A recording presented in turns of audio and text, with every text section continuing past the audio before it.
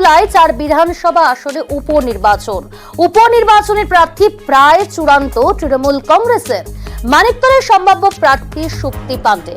আরো বিস্তারিত জানবো, রয়েছে আমাদের সঙ্গে আমাদের প্রতিনিধি সরাসরি আবির। এই যে আগামী 10ই জুলাই 4 বিধানসভা আসনে উপনির্বাচন হতে চলেছে, সম্ভাব্য প্রার্থী কারা হবেন কি জানতে পারছো?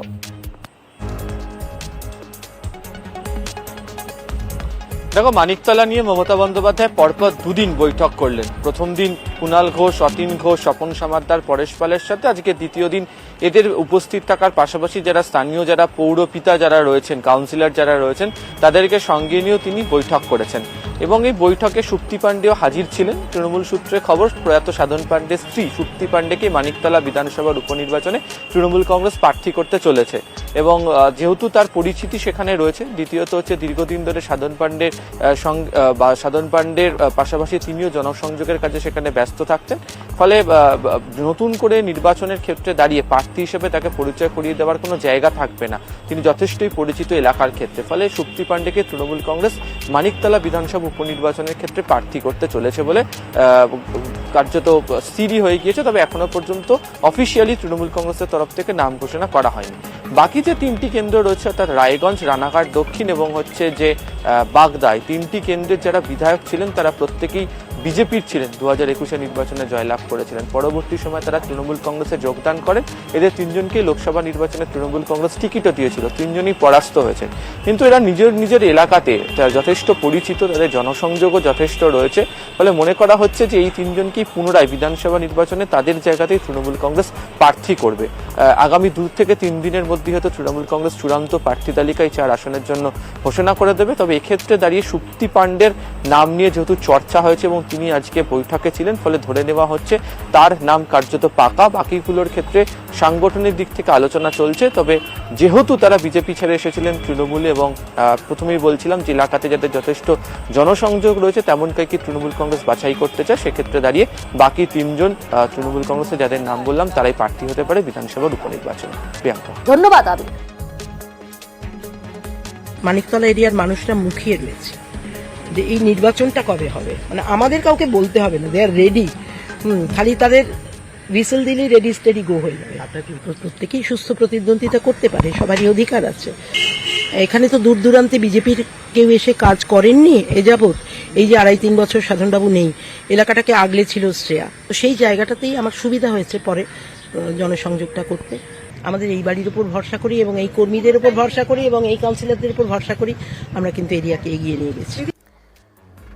লোকসভা ভোট মিটতেই বিধানসভা উপনির্বাচনে ঢাকে কাঠি। আত্মবিশ্বাসী তৃণমূল বিজেপি দুপক্ষই। বিধানসভা উপনির্বাচন মানিকতলা বিপুল ভোটে তৃণমূল কংগ্রেস জিতবে। অন্যায়ভাবে বিজেপি আটকে রাখছিল, পরাজিত হয়েছিল, ওরা আটকে রাখছিল ইলেকশনটা। সেই ইলেকশনটা আমরা জিতবো। প্রত্যেকটা ওয়ার্ডে আমরা লিড দেবো। আমাদের মানিকতলায় প্রার্থী থাকবে এবং 4টি উপনির্বাচন যেটা হচ্ছে 3টিতে আমরা যথেষ্ট ভোটে এগিয়ে আছি এই প্রতিকূল অবস্থার মধ্যেও। এবং মানিকতলা আসলে আমাদের ব্যবধানটা কম আছে, আমরা পিছিয়ে ছিলাম, সেটা আমরা কাটিয়ে উঠবো। আর এবার একটু বাগদার দিকে নজর রাখি। সেখানে বিজেপি নেতার বিরুদ্ধে পোস্টার। বাগদাতে উপনির্বাচন ঘোষণা হতেই পড়ল সেই পোস্টার। কি লেখা রয়েছে পোস্টারে? বাগদা বিধানসভায় তৃণমূলের দালাল বলেই সেখানে উল্লেখ করা হয়েছে দুলাল বর, এবং তাকে আমরা চাই না। আরো বিস্তারিত জানবো, আমাদের সঙ্গে রয়েছে সরাসরি আমাদের প্রতিনিধি অনিরুদ্ধ। তোমার কাছ থেকে জানতে চাইবো এই পোস্টার কে বা কারা দিল, কি জানা যাচ্ছে, ঠিক কি লেখা হলো পোস্টারে? দেখো প্রিয়াঙ্কা, তোমাকে জানিয়ে রাখি যে উপনির্বাচনের দিন ঘোষণা হয়েছে আগামী 10ই জুলাই। রাজ্যে যে 4 কেন্দ্রে উপনির্বাচন রয়েছে তার মধ্যে বাগদা বিধানসভা কেন্দ্র রয়েছে। গতকালই সেই ঘোষণা করেছেন নির্বাচন কমিশনের পক্ষ থেকে। তারপরেই আজ সকালে বাগদার আসল গ্রাম পঞ্চায়েতের জিয়ালা মোড়, সেখানে যে যাত্রী প্রতীক্ষালয় রয়েছে সেই যাত্রী প্রতীক্ষালয়েই কয়েকটি পোস্টার দেখা গেছে। সেই পোস্টারে উল্লেখ রয়েছে বাগদা বিধানসভাতে তৃণমূলের দালাল দুলাল বরকে চাই না। অর্থাৎ এই দুলাল বর আগেও বাগদা বিধানসভার বিধায়ক ছিলেন। তাকে আবার দাঁড় করানো হতে পারে বাগদা বিধানসভা কেন্দ্রে বিজেপির পক্ষ থেকে, তেমনই কিন্তু মনে করা হচ্ছে। এবং সেই পোস্টারের নিচেই কিন্তু লেখা রয়েছে যে প্রচারে ভারতীয় জনতা পার্টি। অন্যদিকে আরও এক বিজেপি নেতা অর্থাৎ হারাদন হালদার নাম তার বিরুদ্ধে ঠিক একই রকম লেখা হয়েছে যে সুদখোর হারাদন হালদারকে বাগদা বিধানসভায় আমরা চাই না।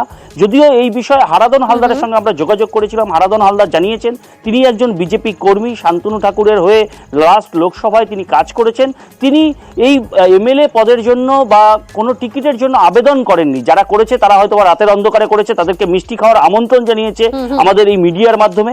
অন্যদিকে তৃণমূলের পক্ষ থেকে কিন্তু কটাক্ষ করা হয়েছে, তৃণমূলের পক্ষ থেকে জানানো হয়েছে যে এটা হয়তো বা বিজেপির গোষ্ঠী কোন্দলের কারণেই এই ঘটনা ঘটিয়েছে। যদিও বিজেপি অভিযোগ তুলছে যে বিরোধীদের চক্রান্ত হতে পারে, কারণ শুনুন কি বলছেন বিজেপি নেতা হারাদন হালদার। তিনি বলছেন যে চক্রান্ত করা হচ্ছে তার বিরুদ্ধে। শুনুন হারাদন হালদারের প্রতিক্রিয়া। এটা হয়তো বিরোধীদের একটা চক্রান্ত, আমাদের নিজেদের ভিতরে একটা কলহ বাঁধাবার জন্য। বিরোধীরা জানে যে এখানে বাগদায় আমাদের মাটি নেই, বাগদায় বিজেপির মাটি শক্ত, এখানে দাঁত বসানোর কোনো জায়গা নেই। কটাক্ষ করতেও ছাড়েনি রাজ্যের শাসক দল তৃণমূল কংগ্রেস। দুলাল বর এবং হারাদন হালদার কেই তৃণমূলটা করে না। হতে পারে আপনার গোষ্ঠী কোণ্ডল হবে, স্বাভাবিক, বিজেপির মধ্যেও গোষ্ঠী কোণ্ডল আছে, তারা এক শ্রেণীর কর্মী তারা করতে পারে, কিন্তু এটা দিয়ে আমাদের দলে কোনো ব্যাপারটা পারে। দিনহাটার দিকে নজর রাখবো। দিনহাট গুলিবিদ্ধ তৃণমূল কর্মী। দিনহাটার কোয়ালিদহ গ্রামে দুষ্কৃতীদের গুলি, সেখানে গুলি চলল, গুলিবিদ্ধ হয়েছেন এক তৃণমূল কর্মী। গতকাল রাতেই গুলিবিদ্ধ হন সেই তৃণমূল কর্মী ধনেশ্বর দাস। সরাসরি রয়েছে প্রতিনিধি শুভঙ্কর। শুভঙ্কর, জানার চেষ্টা করব তোমার কাছ থেকে এখন কেমন রয়েছেন ওই তৃণমূল কর্মী এবং এই ঘটনায় কাউকে কি আটক বা গ্রেপ্তার করলো পুলিশ?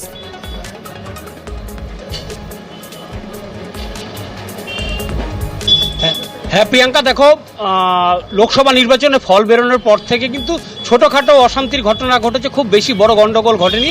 কিন্তু গতকাল রাতে দিনহাটা থানার অন্তর্গত কোয়ালিদহ গ্রাম, এই কোয়ালিদহ গ্রামে যখন তৃণমূল কর্মী ধনেশ্বর দাস তিনি বাজার থেকে বাড়ি ফিরছিলেন, সেই সময় তাকে লক্ষ্য করে দুষ্কৃতীরা গুলি চালায়।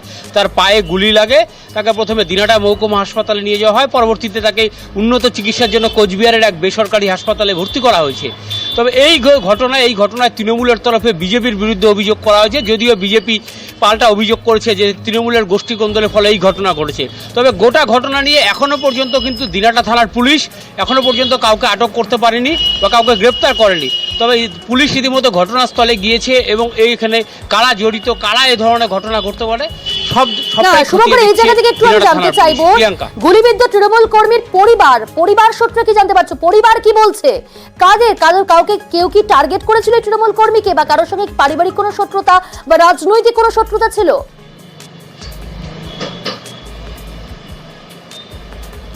দেখো, তার পরিবার সূত্রে যেটা আমার জানতে পারছি যে যেহেতু তিনি রাজনৈতিক করে, একটা রাজনৈতিক শত্রুতা থাকতেও পারে আর কি, তেমনটা তার পরিবারের দাবি। তবে তার পারিবারিক কোনো কারণে বা কোনো ব্যক্তিগত শত্রুতার কারণে এ ধরনের কোনো ঘটনা ঘটেনি, এমনটাই তার পরিবার সূত্রে জানানো হয়েছে। প্রিয়াঙ্কা, বেশ, ধন্যবাদ।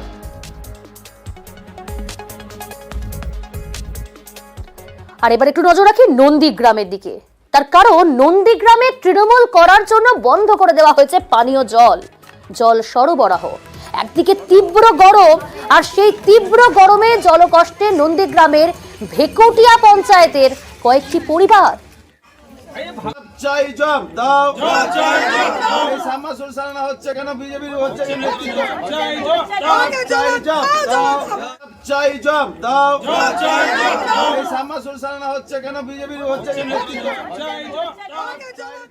সুজিত রয়েছে আমাদের সঙ্গে। সুজিত, জানার চেষ্টা করব, একদিকে তীব্র গরম, গত 3-4 মাস ধরে সেখানে নষ্ট হয়ে পড়ে রয়েছে কল। স্বভাবতই তারা যে বিক্ষোভ দেখাচ্ছেন মহিলারা কলসি বালতি নিয়ে রাস্তায় নেমে, ঠিক কেন বন্ধ করে দেওয়া হলো? শুধুমাত্র কি তৃণমূল করার জন্যই তাদেরকে বঞ্চিত হতে হচ্ছে? সেই অভিযোগ উঠছে এবং সেখানে যে ঘটনাস্থল যেখানে নন্দীগ্রাম এবং সেখানেই জল নিয়ে জলগোলা হচ্ছে এবং জল নিয়ে রাজনীতি হচ্ছে বলে অভিযোগ উঠছে। এবং নন্দীগ্রাম 1 নম্বর ব্লকের ভেকুটিয়া যে গ্রাম পঞ্চায়েত তার ক্ষমতায় রয়েছে, বা প্রধান রয়েছে বিজেপির, কিন্তু যে বুথে অভিযোগ উঠছে বা যে এলাকায় অভিযোগ উঠছে সেখানে কিন্তু তৃণমূল বলা যায় তৃণমূলের টিকিটে ওই বুথে জিতেছে পঞ্চায়েত, এবং সেটাই তৃণমূলের তরফে অভিযোগ করা হচ্ছে যে তৃণমূল করেন বলে ওই এলাকার যে নলকূপ বা যে পাম্পগুলো রয়েছে জলের, সেই অকেজো পাম্পগুলো সারানো হচ্ছে না, এবং সেটা করছেন না বিজেপি পরিচালিত গ্রাম পঞ্চায়েতের প্রধান, কেননা তৃণমূল করেন বলে।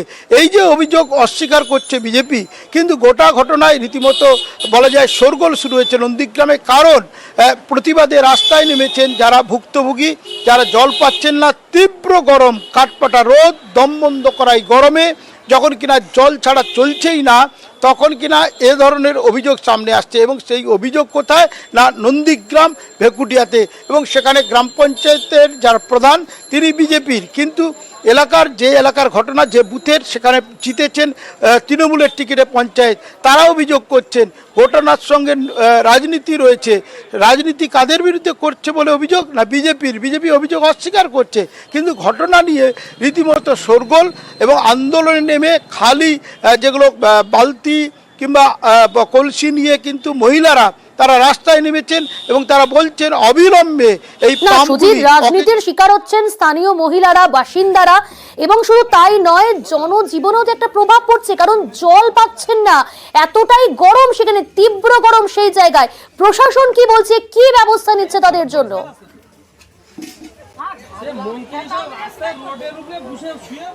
দেখো, প্রশাসন এখনো পর্যন্ত কিন্তু এই ব্যাপারে বলা যায় যে উদ্যোগ কোনো নেয়নি, এমন অভিযোগ উঠছে। শুধুমাত্র জনপ্রতিনিধি প্রধান তাই নয়, ব্লক প্রশাসন এই বিষয়টি দেখা উচিত, তারা দেখছেন না এমন অভিযোগও করছেন স্থানীয় বাসিন্দারাই। তারাই তা বলছেন, সে কারণে তারা রাস্তায় নেমেছেন, রাস্তায় নেমে আন্দোলন করছেন। তারা বলছেন এরপর যাবেন তারা ব্লক অফিসে, এই আন্দোলন তারা ছড়িয়ে দিতে চাইছেন, কারণ জল ছাড়া এক মুহূর্ত চলছে না যখন, তখন কিনা এরকম একটা পরিবেশের মধ্যে এই তীব্র গরম, কাঠপাটা রোদের কথা যেটা বলছিলাম, সবাই আমরা ভুক্তভোগী, তখন কিনা এই মানুষগুলো জল পাচ্ছে না, যখন কিনা জল বেশি করে খাওয়ার কথা চিকিৎসকরা পরামর্শ দিচ্ছেন, তখন তারা জল পাচ্ছেন না বলে অভিযোগ করে। শুনি বিক্ষোভকারীরা, স্থানীয় বাসিন্দারা কি বলছেন। জল পাইনি 3 মাস, আমরা দরখাস্ত নিয়ে গেলি, তাতেও লাই না। তৃণমূল জিতাপাট, ওই জন্য ওরা বিজেপি, ওই জন্য শুভেন্দু বারণ করছে এখানে এই অঞ্চলে জল দিতে না। তৃণমূল করে বলে এখানে এরকম বঞ্চিত। জল যদি না থাকে মানুষ কি বাঁচবে? কতদিন নেই? 3 মাস তো জল নেই। আমরা এখানে টিএমসি করি, ওরা বিজেপির প্রধান আছে, ওদের কাছে কতবার গেছি, তারা কোনো পদক্ষেপ লাইনি এবং আসেনিও একবার দেখতে যে ওরা বেঁচে আছে কি মরে গেছে। তাহলে নন্দীগ্রামের বিধায়ক জিতিয়া যদি এই কাজ করে, তাহলে ওর না জিতলে তাহলে তো আমরা তো মরে যাবো মনে হয় এখানে। অবিলম্বে এই সাবমার্সিবলগুলো যেন ঠিকঠাক করে সারানো হয়। যাবো, সুজিত রয়েছে। সুজিত, তুমি যেমনটা বললে গত 3 থেকে 4 মাস তারা জল পাচ্ছেন না, জল নিয়ে কার্যত জলগোলা, এবং রাজনীতির শিকার হচ্ছেন সেখানকার স্থানীয় বাসিন্দারা, আর তাই বুঝি আজকের এই ক্ষোভের বহিঃপ্রকাশ।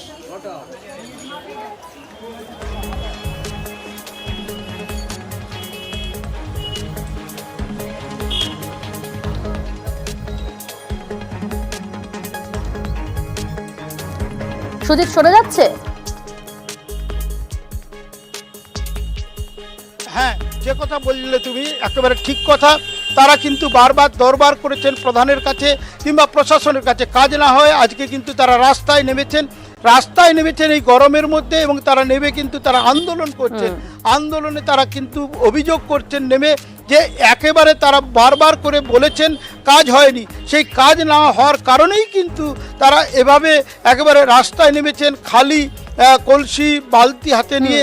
তারা বলছেন যে জল না থাকলে তাদের দিন চলছে না, এবং সেই যে অবস্থা তার থেকে মুক্তি পেতেই তারা রাস্তায় নেমেছেন।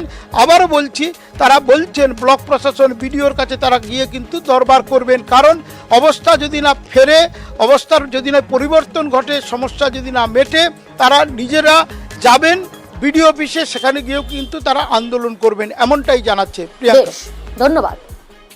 আমি প্রধান সাহেবকে লিখিতভাবে দিয়েছি টেবিলে, এবং বিডিও সাহেবকেও দিয়েছি, কিন্তু ইচ্ছে করে সাবমার্সিবল সারানোর জন্য মিস্ত্রি পাঠানো হয়নি। পাশের বুথগুলো দেখলাম, সেখানে সাবমার্সিবল সারানোর জন্য মিস্ত্রি পাঠানো হয়েছে, সাবমার্সিবল সারিয়ে দেওয়া হয়েছে ভোটের আগে। প্রধান বিজেপি থেকে এই বছর হয়েছে, তাই প্রধান ভাবছে, তার দল থেকে নিশ্চিত নির্দেশ রয়েছে যে 1 নম্বর বাবুখান বাড় 29 নম্বর বুথে কোনো সাবমার্সিবল সারানো হবে না। এক নম্বর অঞ্চলে বাবুখানপাড় ওখানে যিনি জনপ্রতিনিধি আছে তিনি একদিনও আমাকে এ পর্যন্ত ওখানকার যে এলাকার কি অসুবিধে এ পর্যন্ত আমাকে জানায়ওনি। জনপ্রতিনিধি হয়ে প্রধানকে না জানায় তাহলে আমি জানবো কি করে যে ও এলাকায় যে সাবমার্সিবলগুলো খারাপ হয়েছে। যিনি সারায় তাকে আমি বলেছি তুমি ওখান থেকে যে মোটরটা নিয়েছো তুমি ও ইমিডিয়েটলি হারিয়ে দাও। দিনে দুপুরে ডাকাতি, আসানসোলের পর এবার হাওড়ার ডোমজুর। সেখানে ডাকাতির ঘটনা, সোনার দোকানে ডাকাতি, মাথায় আগ্নেয়াস্ত্র ঠেকিয়ে বেপরোয়া লুটপাট। সেই সিসি ক্যামেরার ফুটেজ দেখতে পাচ্ছেন, দোকানের ভিতরে মাথায় আগ্নেয়াস্ত্র ঠেকিয়ে এবং দোকান মালিকের মাথায় আগ্নেয়াস্ত্র ঠেকিয়ে পিস্তলের বাট দিয়ে তাকে মারধর পর্যন্ত করা হয়। মাথা ফেটে যায় দোকানের মালিক এবং কর্মীদের। ডোমজুর থানা থেকে মাত্র 150 মিটার দূরে এই সোনার দোকানে দিনে দুপুরে ডাকাতি করলো ডাকাত দল। আমাদের সঙ্গে রয়েছে আমাদের প্রতিনিধি দেবাশিস। আমরা জানি যে এই ঘটনার পর ডাকাতির তদন্তে ইতিমধ্যে সিআইডি এবং ঘটনাস্থলেও তারা গিয়েছিলেন। এখনো পর্যন্ত সিআইডি সূত্রে কোন কোন তথ্য সামনে আসছে, কি জানা যাচ্ছে, কোনো লিঙ্ক পাওয়া যাচ্ছে, কারা এসেছিল ডাকাত করতে, এবং শুধু তাই নয়, কাউকে আটক বা গ্রেপ্তার?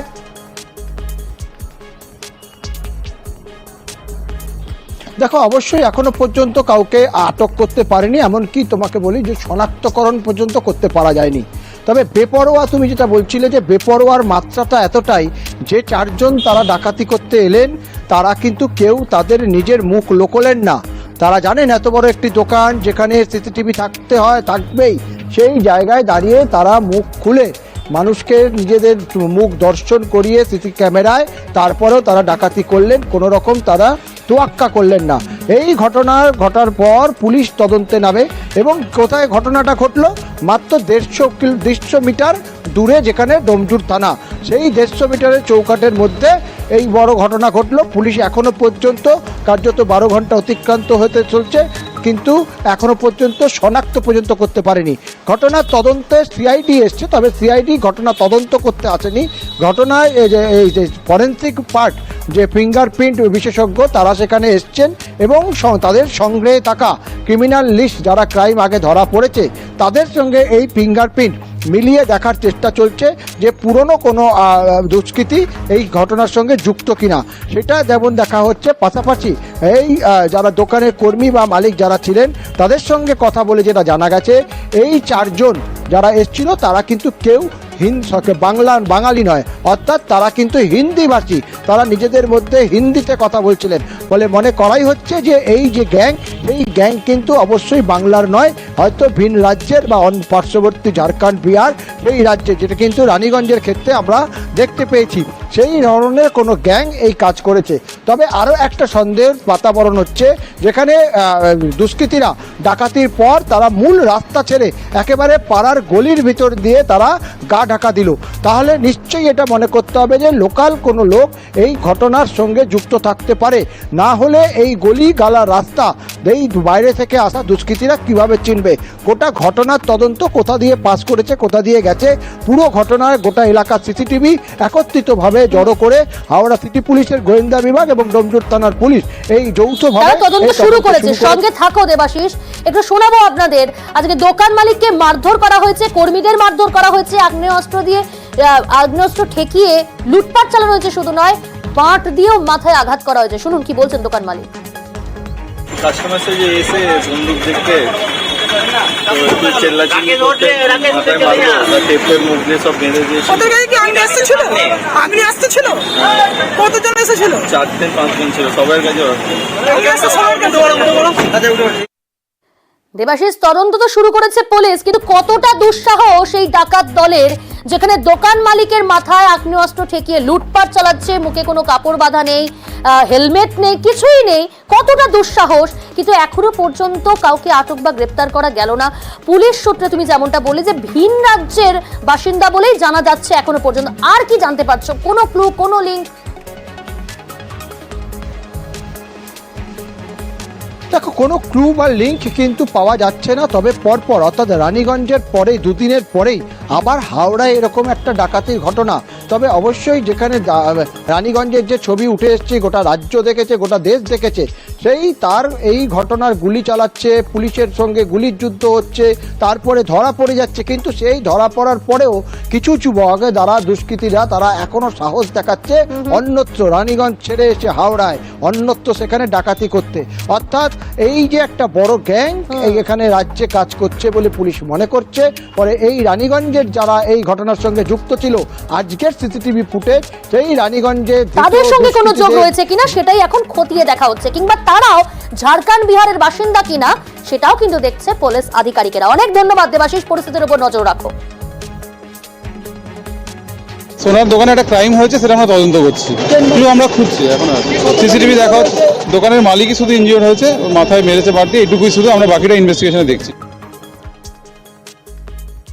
হাওড়া ডোমজুড়ের ছবি দেখালাম, সেখানে সোনার দোকানে ডাকাতি। আপনাদের মনে থাকবে গতকাল রানীগঞ্জে ডাকাতের ঘটনা, সেই ডাকাতির ঘটনায় গ্রেপ্তার করা হয়েছে আরো একজনকে। ঝাড়খণ্ডের ধানবাদ থেকে গ্রেপ্তার এই সোনু সিং, গতকালই গ্রেপ্তার করা হয়েছিল।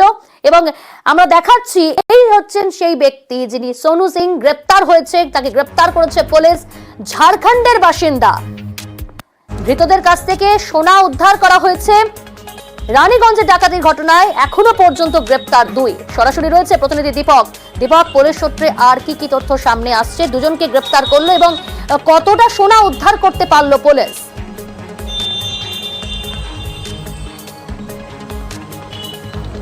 দেখো, বেশিরভাগই সোনা উদ্ধার করতে পেরেছে পুলিশ এবং ধৃতদের কাছ থেকে কার্বাইনের ম্যাগজিন এবং বেশ কিছু কার্তুজ উদ্ধার করেছে। এবং ধৃতদেরকে জিজ্ঞাসাবাদ করে জানতে পেরেছে পুলিশ কি এই ঘটনার সঙ্গে সিওয়ান গ্যাংয়ের যোগ রয়েছে। বিহারের সিওয়ান গ্যাং সোনা লুটের জন্য একেবারে প্রশিক্ষণ প্রাপ্ত। তারা দেশের বিভিন্ন প্রান্তে সোনা লুট করতেই তারা কিন্তু প্রশিক্ষণ নিয়ে থাকে। এবং এই যে রানীগঞ্জের ঘটনা ঘটেছে তার মাস্টার মাইন্ড হচ্ছে সুবোধ সিং। সুবোধ সিং বর্তমানে জেলে রয়েছেন। সুবোধ সিং হচ্ছেন বিহারের এক কুখ্যাত দুষ্কৃতী। এই গ্যাংয়ের সঙ্গে এদের যুক্ত পাওয়া গেছে এমনটাই মনে করছে পুলিশ। সেই ক্ষেত্রে বিহারে ইতিমধ্যেই আসানসোল দুর্গাপুর পুলিশের 3টে টিম পৌঁছে গেছে এবং তাদেরকে খোঁজ চালাচ্ছে। এবং যে দুজনকে পুলিশ গ্রেপ্তার করেছে তাদেরও কিন্তু বাড়ি বিহারে। আমরা যেমন সোনু সিংয়ের বাড়ি আমরা জানতে পেরেছিলাম কি বিহারের সিওয়ানে, অন্যদিকে সুরাজ সিংয়ের বাড়ি হচ্ছে বিহারের গোপালগঞ্জ। অর্থাৎ বিহারের যে সিওয়ানের আশেপাশে জেলা রয়েছে সেই জেলার যুবকদেরকে নিয়ে পড়ে সেই গ্যাং তৈরি করেছে এবং এই গ্যাং গোটা দেশ জুড়ে কাজ করছে। পুলিশ আগেই মনে করেছিল যে যেভাবে কার্বাইন ব্যবহার করা হয়েছে ডাকাতির ঘটনায়, সেক্ষেত্রে বিহার যোগ হতে পারে। এবং যতটা পুলিশ তদন্ত এগিয়ে নিয়ে যাচ্ছে এবং যতটা গ্রেপ্তার করছে যেভাবে, তাতে কিন্তু বিহার যোগ এবং সিওয়ান গ্যাংয়ের পরিষ্কার স্পষ্ট হচ্ছে কি এই ঘটনার সঙ্গে তারাই যুক্ত রয়েছে। বেশ, সঙ্গে থাকো, আপনাদের জানাবো। রানীগঞ্জের ডাকাতির ঘটনায় গ্রেপ্তার করা হয়েছে আরো একজনকে। ঝাড়খণ্ডের ধানবাদ থেকে গ্রেপ্তার করা হয়েছে সোনু সিংকে।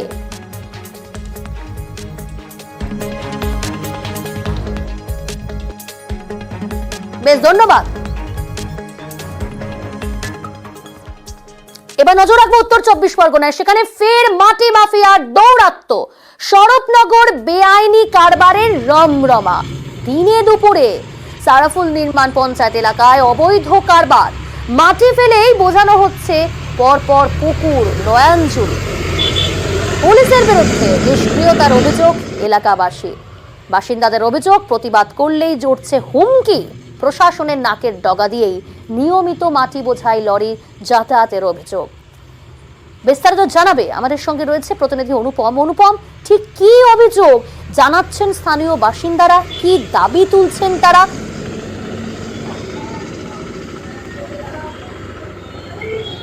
দেখো প্রিয়াঙ্কা, এই যে উত্তর 24 পরগনার স্বরূপনগর থানার যে সারাপুল নির্মাণ পঞ্চায়েত সহ বিভিন্ন এলাকায় মাটি মাফিয়া দৌরত্ব একদম রমরমিয়ে চলছে।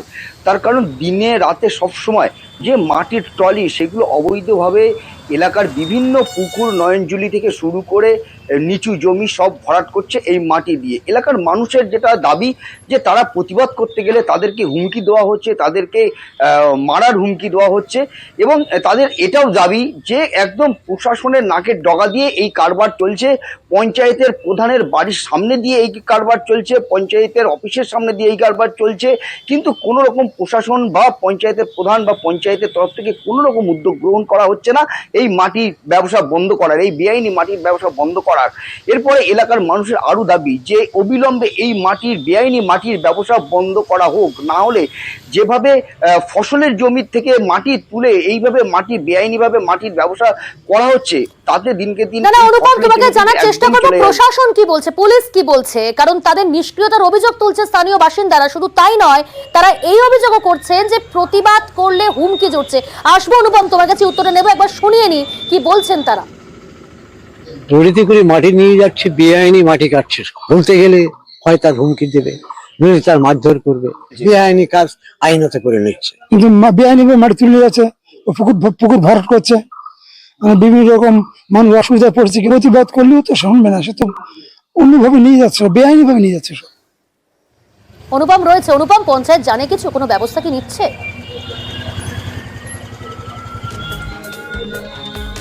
হ্যাঁ দেখো, এই যে সারাপুল নির্মাণ পঞ্চায়েতের যে প্রধান আবুল কালাম আজাদ, তার সঙ্গে আমরা যোগাযোগ করেছিলাম। তিনি যেটা একদম জানিয়েছে যে তিনি কিছুই জানতেন না, তিনি আমাদের কাছ থেকে শুনলেন এবং পরবর্তী সময় এর ব্যবস্থা গ্রহণ করবে যাতে এই বিআইডি মাটির ব্যবসা বন্ধ হয়, সেটা তিনি দেখবেন। কিন্তু এখানে একটা বড় প্রশ্ন, তার যে পঞ্চায়েতের অফিস, তার যে বাড়ির সামনে দিয়ে এবং তার যে তৃণমূলের যে পার্টি অফিস, সেই অফিসের সামনে দিয়েই কিন্তু দেদার চলছে মাটির গাড়ি। তারপরেও তিনি কিন্তু বলছে যে তিনি কিছুই জানেন না। এখানেই উঠছে বড় প্রশ্ন, আদৌ কি এই মাটির ব্যবসা বন্ধ হবে? এটা কিন্তু একটা বড় প্রশ্ন কিন্তু থেকেই যাচ্ছে।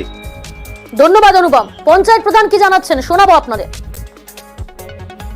এটা আমার পঞ্চায়েতের নলেজে যদিও নেই, তবু আপনারা যখন বলছেন বিষয়টা আমি অবশ্যই খতিয়ে দেখব, কারণ এটা তো সম্পূর্ণ বেআইনি, এটা কোনো মতে বরদাস্ত করা যাবে না।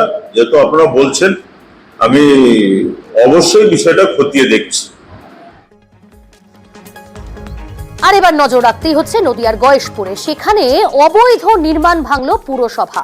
পুরো এলাকার রাস্তা সম্প্রসারণের জন্য অবৈধ নির্মাণ ভাঙা হলো। দেখছেন সেখানে অবৈধ নির্মাণ, সেই অবৈধ নির্মাণ কিন্তু ভেঙে ফেলা হলো পুরসভার তরফ থেকে। আগে নোটিশ দেওয়া হয়েছিল, তারপরেও অবৈধ দখলদারি সরানো হয়নি, কিন্তু আজ সেই নির্মাণ সরানো হলো। রয়েছে আমাদের সঙ্গে আমাদের প্রতিনিধি রঞ্জিত। অবৈধ নির্মাণ সরিয়ে ফেলা হলো এবং পুরসভা আগেও নোটিশ দিয়েছিল, কিন্তু তারপরেও কাজ হয়নি। আজ কিন্তু সেই কাজ সম্পন্ন হলো।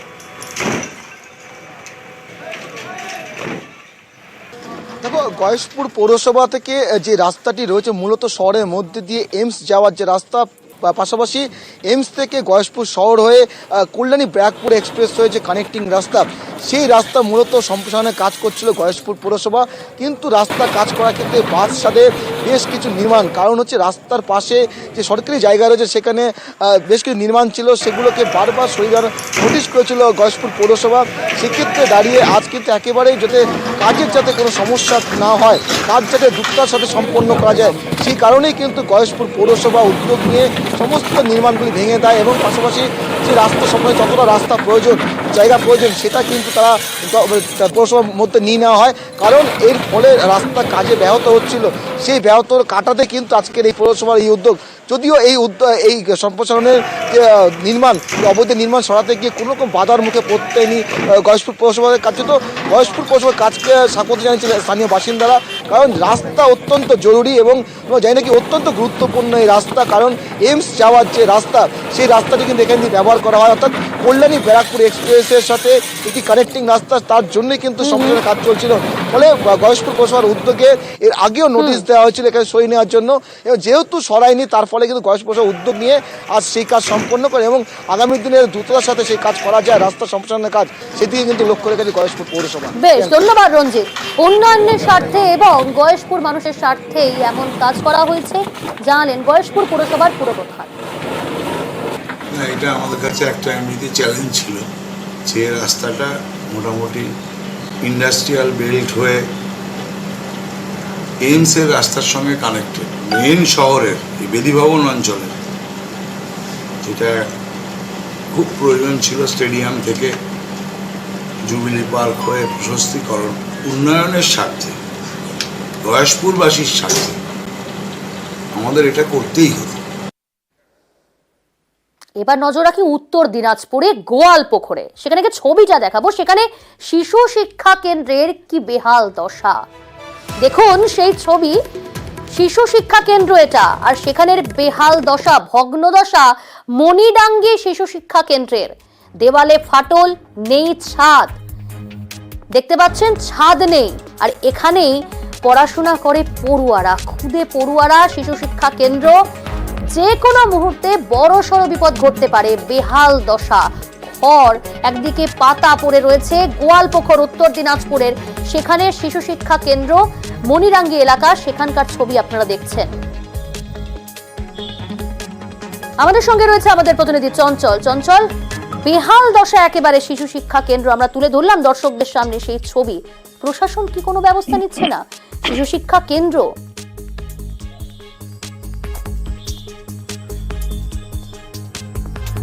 দেখো, তোমাকে জানিয়ে রাখি যে এই ছবি হচ্ছে উত্তর দিনাজপুর জেলার গোয়ালপুকুর 1 নম্বর ব্লকের যে মণিডাঙ্গি এসএসকে স্কুল, অর্থাৎ শিশু শিক্ষা যে কেন্দ্রটি রয়েছে, সেই শিশু শিক্ষা কেন্দ্রটি।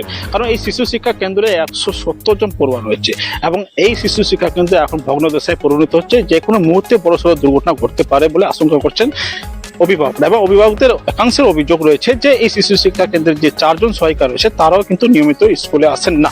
এই নিয়ে কিন্তু গ্রামবাসীদের একটা ক্ষোভ রয়েছে। তবে গ্রামবাসীদের সূত্রে যেটা জানা গেছে যে স্থানীয় পঞ্চায়েতে কিন্তু বারবার কিন্তু এই শিশু শিক্ষা কেন্দ্র বিষয়ে অভিযোগ জানালে কিন্তু কোনো সুরাহা হয়নি। তবে এই বিষয় নিয়ে আমরা কিন্তু এই গোয়ালপুকুর 1 নম্বর ব্লকের যে ভিডিও রয়েছে কৌশিক মল্লিক, তাকে জিজ্ঞেস করা হলে তিনি কিন্তু বিষয়টি জানতেন না এবং আমাদের মাধ্যমে সেই বিষয়টি জেনেছেন। এবং আগামী দিনে আমি শুনবো তোমার কাছে, আসছি তোমার কাছে, একটু শুনিয়ে নেব যে পড়ুয়ারা ভয় পাচ্ছে এখানে, এতটাই বেহাল পরিস্থিতি এবং অভিভাবকরা পড়ুয়াদের, তাদের ছোট ছোট সন্তানকে এই শিক্ষা কেন্দ্রে পাঠাতে ভয় পাচ্ছেন, যখন তখন বড়সড় বিপদ ঘটতে পারে। শিক্ষকরা আসে না স্কুলে? আসেন। বেশিরভাগ কি বন্ধ থাকে?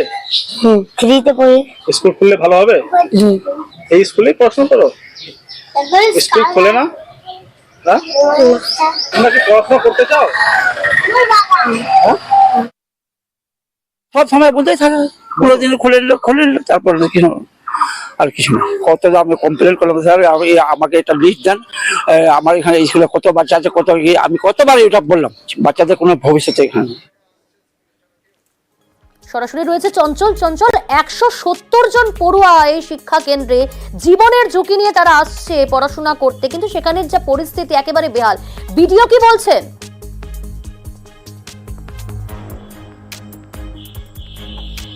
দেখো, এই বিষয়ে আমরা গোয়ালপুকুর 1 নম্বর ব্লকের যে ভিডিও রয়েছে কৌশিক মল্লিক, তাকে কিন্তু ফোনে জিজ্ঞেস করেছিলাম। তিনি কিন্তু বিষয়টি জানতেন না এবং আমাদের মাধ্যমে তিনি এই যে বেহাল দশা স্কুলটি পড়ে রয়েছে সেই বেহাল দশার বিষয় যখন আমরা বলি তখন বিষয়টি তিনি জানতে পারেন এবং আগামী দিনে তিনি বিষয়টি খোঁজ নিয়ে, অর্থাৎ স্কুলের যে পরিকাঠামো রয়েছে বিষয়টি খোঁজ নিয়ে তিনি দেখবেন, এমনটা কিন্তু আশ্বাস দিয়েছেন।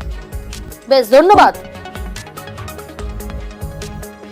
দেখে নেবো, কিন্তু এখন ইমিডিয়েট কিছু করতে পারবো না। ওই এমসিসি আছে, মডেল কোড অফ কন্ডাক্ট আজকে থেকে, যেহেতু বাই ইলেকশন আছে, বাই ইলেকশনটা চলবে, তারপরে আমি নিজে গিয়ে দেখবো। আর তার মধ্যে বন্ধ ছিল না, পাবলিকে কিন্তু কোনো কমপ্লেন কিন্তু আসেনি। সেটাও আমি দেখবো, আপনি যখন বললেন আমি অবশ্যই দেখবো।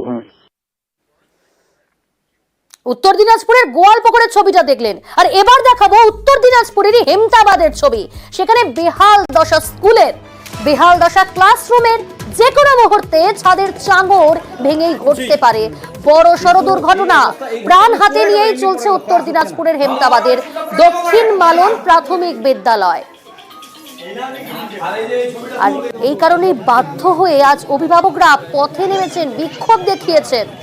দেওয়ালের পলেস্তারা খসে বেরিয়ে পড়েছে লোহার রড, সেই ছবিটা আপনারা দেখলেন। সরাসরি রয়েছে প্রতিনিধি মুক্তা। কি বলছেন অভিভাবকরা, প্রশাসন কি ব্যবস্থা নিচ্ছে এই প্রাথমিক বিদ্যালয়ে এরকম বেহাল পরিস্থিতি, বেহাল দশা, যখন তখন তো বড়সড় বিপদ ঘটতে পারে? একেবারেই তোমাকে বলি যে হেমতাবাদের যে দক্ষিণ মালন যে প্রাথমিক বিদ্যালয় রয়েছে সেখানে দীর্ঘদিন থেকে ভগ্নদশা অবস্থায় পড়ে রয়েছে এবং যারা ছাত্রছাত্রীরা রয়েছে সেখানে প্রায় 175 জন ছাত্রছাত্রীরা ওখানে পড়াশোনা করে, প্রথম শ্রেণী থেকে শুরু করে পঞ্চম শ্রেণী। অভিভাবকরা তাদের দাবি যে দীর্ঘদিন থেকে এই পরিস্থিতি রয়েছে এবং সামনে বর্ষা চলে এসছে এবং যে ট্রেন রয়েছে সেখানেও কিন্তু বর্ষা বৃষ্টি হলে কিন্তু তারা বৃষ্টিতে ভিজে ক্লাস করতে হয়। এই অভিযোগ কিন্তু দীর্ঘদিন থেকে করে আসছে স্কুল কর্তৃপক্ষকে। তবে স্কুল কর্তৃপক্ষ এসআইকে বা ভিডিওকে জানানোর পরে কিন্তু এখনো পর্যন্ত কোনো কাজ হয়নি। তাই বাধ্য হয়ে যারা অভিভাবকরা রয়েছে বা গ্রামবাসীরা রয়েছে স্কুলে গেটে গিয়ে তালা মারা এবং যে রাস্তা অবরোধ করে বিক্ষোভ দেখাতে শুরু করে। তবে একবার শুনিয়ে নেব যে অভিভাবকরা, পড়ুয়ারা তারা কি বলছে। ঘর ভেঙে পড়ে যাচ্ছে, ভয় হচ্ছে না? হচ্ছে। এইভাবে ক্লাস করতে পারবে ভয় নিয়ে? না। বৃষ্টির দিন কি জল পড়ে ঘরে? পড়ে। আমাদের স্কুলে ছাদ মাঠ সব ভাঙে পড়ে যাচ্ছে, বাচ্চাগুলো সুরক্ষা নাই, তার জন্য আমরা পথ অবরোধ করছি। স্কুলটা আমাদের ভাঙে, কখন বাচ্চাগুলোর উপর পড়ে যাবে কোনো গ্যারান্টি নেই। বৃষ্টির সময় স্কুলের সামনের বারান্দাটা ভেঙে পড়ে যায়। তার আগে আমরা এটা নিয়ে বহুবার এসআই অফিস, বিডিও অফিসে আমরা দরবার করেছি, কোনো ফল হয়নি। তার জন্য আজকে আমরা এই পথ অবরোধ একটা আন্দোলনে আমরা নেমেছি। আমি যাব, আমাদের সঙ্গে রয়েছে মুক্তা। মুক্তা, এই জায়গা থেকেই জানার চেষ্টা করব যে প্রধান শিক্ষক বা স্কুল কর্তৃপক্ষ তার কোনো প্রতিক্রিয়া কি বলছেন তিনি। দেখো, প্রধান শিক্ষক পরিষ্কার জানিয়ে দিয়েছেন আমি এই বিষয় নিয়ে ঊর্ধ্বতন কর্তৃপক্ষকে জানিয়েছি, কিন্তু কোনো লাভ হয়নি। পরে যখন স্থানীয় বাসিন্দারা যখন বিক্ষোভ শুরু করে এবং বিশাল আকার ধারণ করে সেখানে কিন্তু ছুটে আসে হেমতাবাদ থানার পুলিশ এবং দেখা যায় যে জয়েন্ট ভিডিও রয়েছে সেখানে কিন্তু সেই পরিদর্শনে যায়। পরিদর্শনে গিয়ে আশ্বাস দিয়েছেন, কিন্তু কবে এই বিল্ডিং তৈরি হবে বা কবে এই দুশ্চিন্তা থেকে অভিভাবকরা মুক্তি পাবে এখন সেটাই কিন্তু বড় প্রশ্ন। তবে যে দীর্ঘদিন থেকে এই সমস্যা এখনো প্রশাসন কিন্তু সুরাহা করতে পারেননি। তবে কবে এই বিল্ডিং নতুনভাবে তৈরি হয় এখন কিন্তু সেটাই দেখার বিষয়। বেশ, ধন্যবাদ মুক্তা।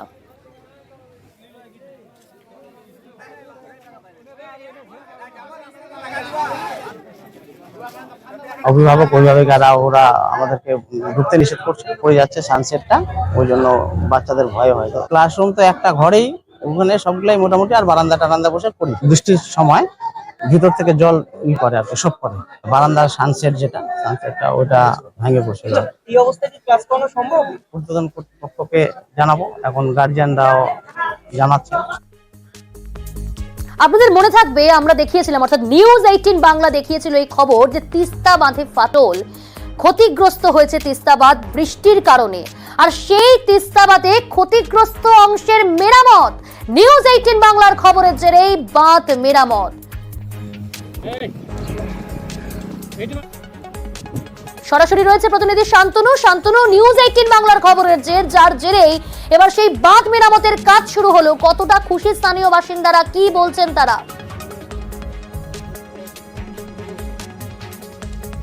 দেখো, স্থানীয় বাসিন্দারা কিন্তু অনেকটাই নিশ্চিন্ত হতে পারলেন যে এই তিস্তার বাঁধ মেরামত হওয়ার ফলে। গতকালকে আমরা খবর সম্প্রচার করেছিলাম, তার আগে দেখেছিলাম মানুষজন কতটা উদ্বেগে রয়েছে, কারণ জলপাইগুড়ি শহরে সেনপাড়া সংলগ্ন দিঘল বাজার সংলগ্ন এই যে বাঁধটি রয়েছে এটা তিস্তার হচ্ছে মেন প্রোটেকশন বাঁধ, যেটি জলপাইগুড়ি শহরকে প্রোটেকশন করে থাকে। সেই বাঁধেই ফাটল দেখা দেওয়ার ফলেই কিন্তু রেনকাটের ফলে একটা আতঙ্ক ছড়িয়েছিল এলাকায় এবং আশপাশের অঞ্চলের মধ্যে।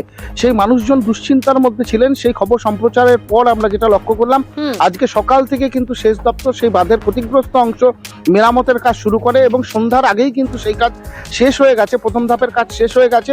তাতে সেচ দপ্তর যেটা দাবি করছেন যে এতে অনেকটাই প্রোটেকশন দেওয়া যাবে, অর্থাৎ শহর অনেকটাই নিরাপদ হলো। এবং দ্বিতীয় ধাপে আরো কিছু কাজ বাকি রয়েছে, সেটাও দ্রুত শেষ করা হবে। তাতে আশপাশের যে এলাকা, শহর সংলগ্ন এলাকা যেগুলো রয়েছে সেই এলাকার মানুষরা অনেকটাই নিশ্চিন্ত, কারণ সেচ দপ্তর যতটা তৎপরতার সাথে কাজটা শুরু করেছে তাতে তারা অনেকটাই দুশ্চিন্তা মুক্ত হয়েছেন। কারণ এই প্রথম বর্ষার বৃষ্টিতে যেভাবে বাঁধের অংশ ক্ষতিগ্রস্ত হয়েছিল তাতে যে কোনো সময় যদি ভারী বৃষ্টি হয়, গত বছর অক্টোবর মাসে তিস্তায় যে ভয়ানক বন্যা পরিস্থিতি তৈরি হয়েছিল সেই পরিস্থিতির যদি তৈরি হয় তাহলে কিন্তু জলপাইগুড়ি শহর প্লাবিত হতে পারে, এরকম একটা আশঙ্কার মধ্যে ছিলেন। সঙ্গে থাকো, শোনাবো স্থানীয় বাসিন্দারা, নদীর পাড়ের বাসিন্দারা কি বলছেন। আজকে তো এই রাস্তা হওয়ার থেকে ভালোই লাগতেছে, নাহলে তো আমাদের অবস্থা খারাপ থাকতো। লোকজন রাস্তাঘাটা গাড়ি ঘোড়া নিয়ে পুলিশ গর্তের মধ্যে পড়ে যায়, এটা তো বাঁচা গেল। কালকে খবর দেখার পরে তো আজকে তাড়াতাড়ি এমার্জেন্সি কাজ হচ্ছে, নাহলে তো আরো পিছায় যাইতো। কালকে দেখানোর জন্য তো আজকে অনেক সুবিধা, এই কাজটা যে হচ্ছে লোকের তো সুবিধা হচ্ছে। এরপরে নাহলে তো লোকজন এদিকে যাওয়া আসা করতে পারতো না। যা বৃষ্টি হচ্ছে, একটু আর বৃষ্টি হলে তো ওটা কিছুই থাকতো না। এটা ভারী বৃষ্টির জন্য রেন কাটা হয়েছিল, আপনাদের দেখানোর জন্য এটা তাড়াতাড়ি করে কাট করা হচ্ছে। আর আগামী 2-1 দিনের মধ্যে বেশি বৃষ্টি হবে, তার জন্য এটা দ্রুত করে রিপেয়ারিং করে দেওয়া হচ্ছে। বৃষ্টিটা তুলে গেলে পরে পাকা করে দেওয়া হবে। ধন্যবাদ। এবার নজর রাখি পুরুলিয়ার দিকে। অবশেষে পুরুলিয়ার সাহেববাদ থেকে কচুরিপানা সরালো প্রশাসন। গত 1 বছর ধরে সেই সাহেববাদ থেকে কচুরিপানা তুলতে হিমশিম খেতে হয় পুরুলিয়া পুরসভাকে। কি পরিস্থিতি ছিল দেখুন। 13ই অক্টোবর 2023, 1 বছর সময় লাগলো সেই কচুরিপানা সরাতে। অবশেষে কচুরিপানা সরালো প্রশাসন। 1 বছর ধরে সাহেববাদ সংস্কার পুরসভার তরফ থেকে, এবং এই কচুরিপানা সরাতে হিমশিম অবস্থা হয়েছিল পুরসভার। আমাদের সঙ্গে রয়েছে আমাদের প্রতিনিধি ইন্দ্রজিৎ। 1টা বছর সময় লাগলো কচুরিপানা সরাতে এই সাহেববাদ, সেখান থেকে পুরসভাকে রীতিমতো হিমশিম খেতে হলো।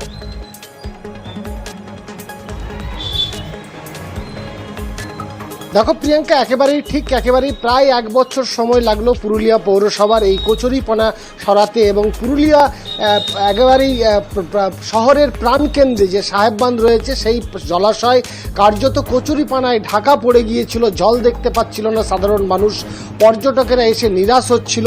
একেবারেই শীতের সময় পরিযায়ী পাখিরা মুখ ফিরিয়ে নিয়েছিল পুরুলিয়ার সাহেববাঁধ থেকে, এবং এই কচুরিপানা থাকার কারণে দূষিত হচ্ছিল জল।